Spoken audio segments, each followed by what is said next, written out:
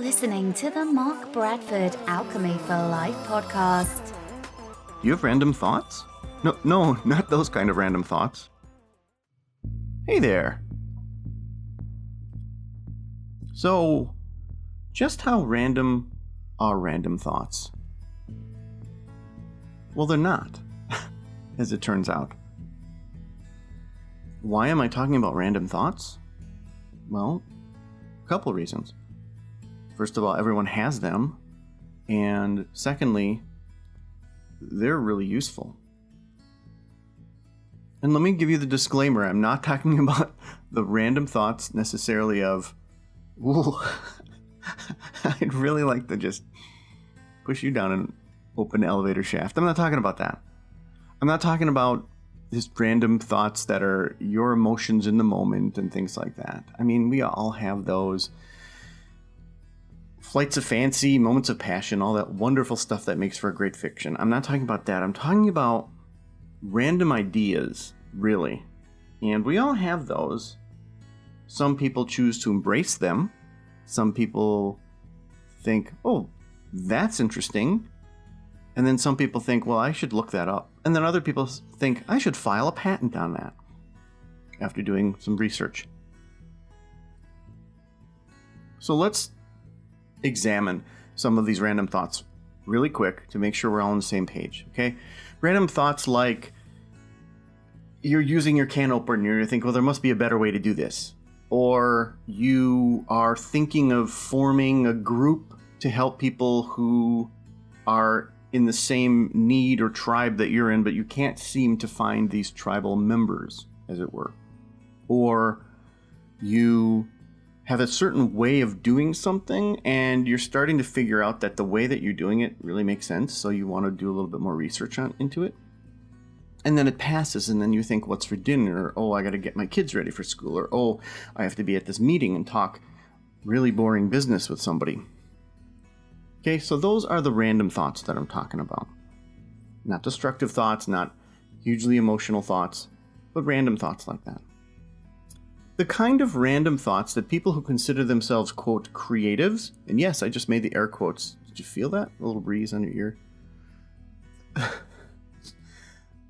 The kind of random thoughts that people who consider themselves creatives, which really everyone should, but that's a whole nother podcast, those people tend to embrace those thoughts. And sometimes I think that's really the only difference, is the time, energy, and resources that you put into being creative makes you creative. So if you get a random thought and you embrace it and you think, well, that's kind of crazy, I'm going to go run with that. Well, on one side of the bookend is let's just ignore it and go back to mundane life. On the other side of that is, okay, you haven't eaten in a while and you've lost your job because you really thought there was some way of doing anti-gravity. I'm talking about somewhere in the middle that's actually productive and helpful and fun. Productive, helpful, fun. Those sound like some really good words. When you combine together, life gets kind of cool. So when you have a random thought, if you're the kind of person that just pushes it off, but you feel unfulfilled, perhaps some of that fulfillment would come from not pushing off those random thoughts. Well, then you think, well, okay, I'm just supposed to drop everything and make a gasoline-powered saddle for a horse? No. But there's a way to sort of capture those little wonderful little butterflies. And at its very simplest core, it's just making a list. So since I only allow myself 10 minutes, or rather I only lease 10 minutes of your attention, which I very much appreciate, I'm going to keep it simple. If you have random thoughts, and you probably do, the way to take care of this is the first step is to make a list. No, I'm not talking about sitting down and going, what random thoughts do I have today? Let's make a list. I'm talking about having a go-to place for you to write this stuff down. So I want to give you 3 steps. The first step is establish a place to write them down. And you can have your favorite notepad.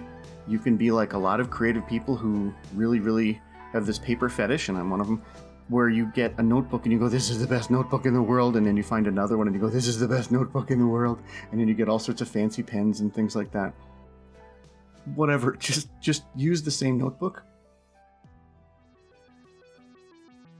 Or you can do something in the digital world.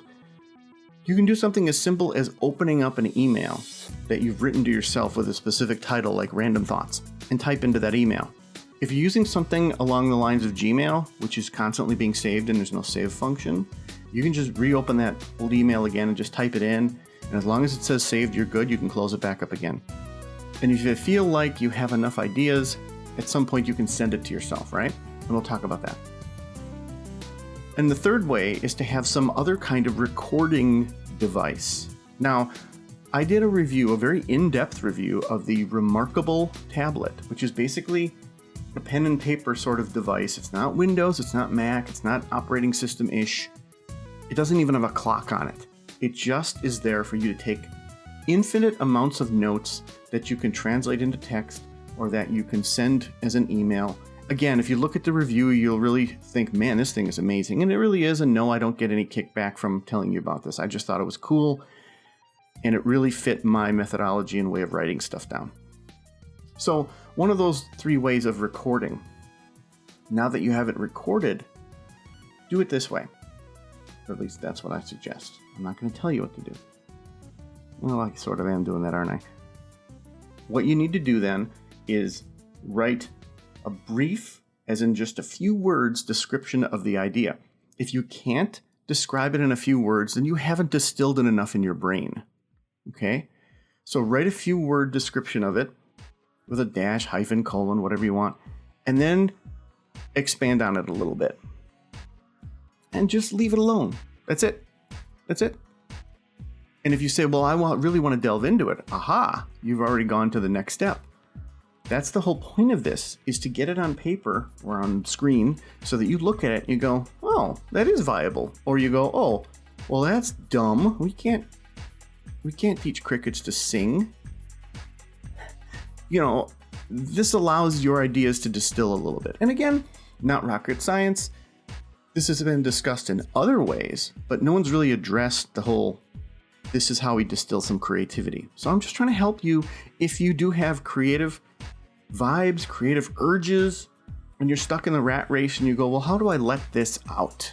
Imagine if you wrote down a bunch of these random ideas and then you go back to it and you go back to it. And one day you're like, holy crap, that's brilliant. And then you start to expand on it and something magical happens. And here's the magical thing. You go back to your list of things and you see this idea, you start to see a theme in your ideas and you think, hey, this is actually related to sort of what I do for a living. So you expand on that, and then you present it. That idea can become a presentation in your specific line of work, even if it's something that you consider to be really dry. You can present this creative idea and maybe move in a different direction. And that direction is you applying creativity to what you do for a living. And in the simplest business sense, you can say, hey, I stand apart from other people because I do the same thing they do, but I do it in this way, in this dimension, in this fashion that no one really thinks about. And a lot of the people who are successful in a certain way are successful because they have a twist on what they do. And some people would say it's a niche. I think a niche sounds like you're limiting yourself. I'm talking about a way of expanding yourself. So try doing this maybe for a week or so. And I have given homework in the past before, and I'm really going to tell you, please, do this homework. Do this homework and let me know. I have contact information on my sites, and I give it at the end of every podcast. If you've made a list of creative stuff, I would like you to contact me in a week after listening to this and say, hey, Mark, I heard your podcast on this. Here's the list I came up with. If you don't want to reveal your secrets because you think they're like the most brilliant things in the world, that's cool too. Just write to me and say, hey, I did the creativity thing, and either here's what happened, I really loved it, or you're full of crap. You can find me an email on my websites under forms you can fill out. You can find me on Instagram. You can DM me. You can tweet at me. You can even connect with me on LinkedIn with the specific reason of saying, hey, I only want to connect with you because I wanted to tell you about this one podcast. Please do that. I would love to hear that. I would love to hear it. And if I get enough responses with enough creativity listed and shared with me, I might even add this to a sequel to this and say, here's some of the cool stuff people have come up with. Okay? That was a quick 10 minutes. I hope you enjoyed it as always. And I will see you later. And as I've said at the end of a lot of my podcasts recently, I just finished a book called The Sword and the Sunflower. It's available on Amazon in paperback and Kindle. Check it out. I would appreciate it. And you take care of yourself, and I will talk to you later. Hey there, thanks for listening. You know I always appreciate your feedback, right? Well, here's a chance. You can connect with me on Instagram, via the Alchemy for Life site, or most other social media. If you like this podcast, you may love my new book, Alchemy for Life: Formulas for Success. The 239-page paperback is available on Amazon and everywhere else you get your books. All this info is available at Alchemy for Life. Thank you. See you next week.